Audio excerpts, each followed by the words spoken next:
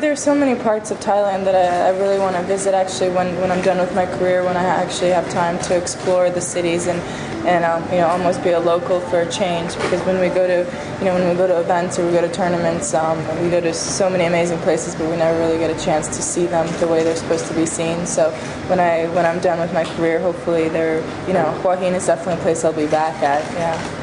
Have you ever considered moving to Thailand, like Natalie? Probably not. No, I probably wouldn't live there. But there's so many places I'd love to visit. Yeah.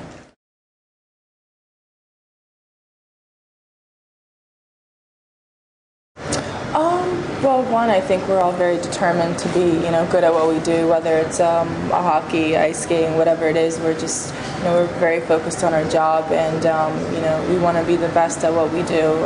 Many of the tennis players develop their talent in different parts of the world, and all of a sudden you see so many of them in the top 20. So it's not like we ate the same food or did the same exercise or did the same things, and I think that's what makes it so special. Absolutely, yeah. I mean, there's a great rise in women's tennis from Asia, especially. Lina is one of the top girls from China that has shown tremendous amounts of great results and has beaten top players. But you definitely want to see more of those from different parts of the world.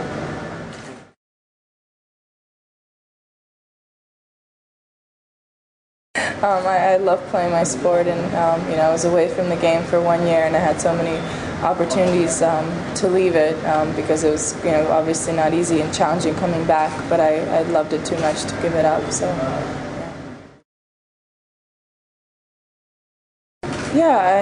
I co-design the dresses that I wear on the court, and I also design a line of handbags and shoes for an American company called Hua Hin.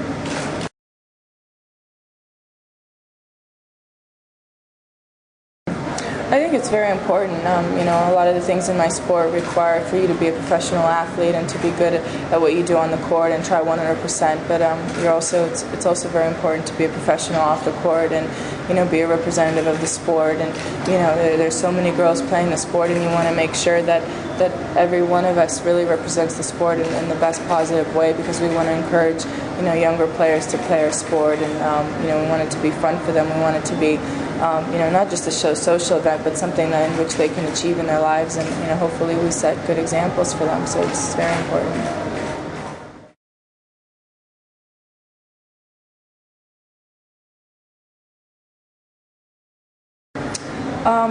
My dad would have probably gotten a racket somewhere else. Yeah, I probably would be. Yeah. Okay.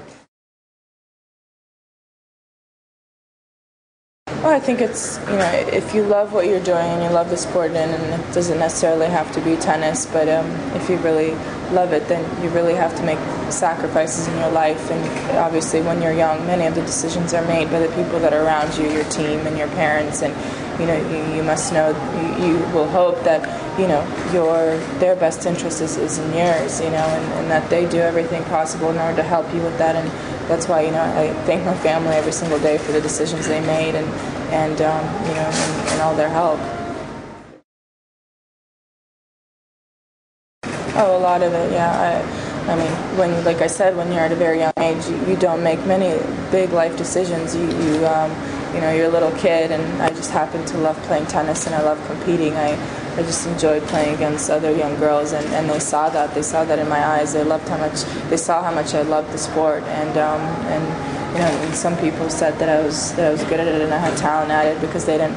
It's pretty tough to tell, especially if you don't play the sport professionally, how good you really are, especially for someone like my parents. So they got those words from other people, and they persuaded something that I wanted to do.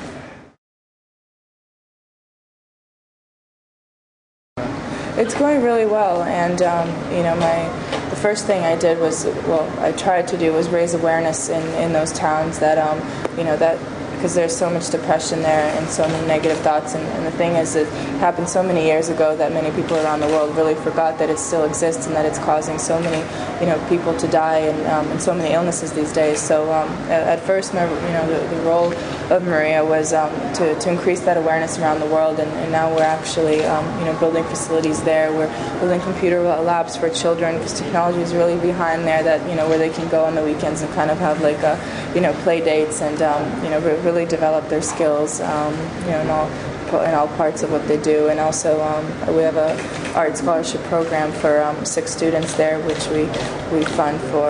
We just actually chose a few months ago the students that will be receiving the scholarships year round.